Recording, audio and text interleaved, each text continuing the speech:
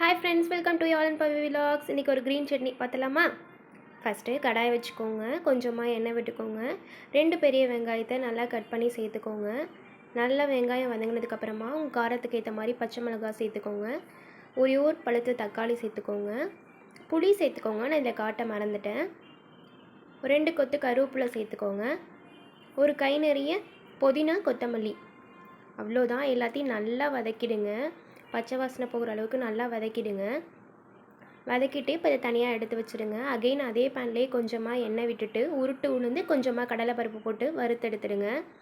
இப்போ எல்லாத்தையுமே ஆற வச்சுட்டு மிக்ஸி ஜாரில் சேர்த்துட்டு கொஞ்சமாக உப்பு சேர்த்து அரைச்சி எடுத்துக்கோங்க.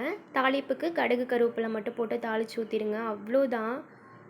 ரொம்பவே சூப்பரான ஒரு க்ரீன் சட்னி ரெடி ஆகிடுச்சு. கண்டிப்பாக டேஸ்ட் வேறு லெவலில் இருக்கும்.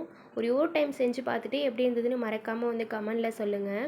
இட்லி, தோசை எல்லாத்துக்கூடையுமே நீங்கள் மேட்ச் பண்ணி சாப்பிட்லாம். ரொம்பவே டிஃப்ரெண்ட்டாக இருக்கும் டேஸ்ட்டு. கண்டிப்பாக செஞ்சு பார்த்துட்டு உங்கள் ஃப்ரெண்ட்ஸ் அண்ட் ஃபேமிலிக்கு ஷேர் பண்ணுங்கள். மறக்காமல் நம்ம ஐடியா ஃபாலோ பண்ணிக்கோங்க. லைக் பண்ண மறந்துடாதீங்க. தேங்க்ஸ் ஃபார் வாட்சிங்.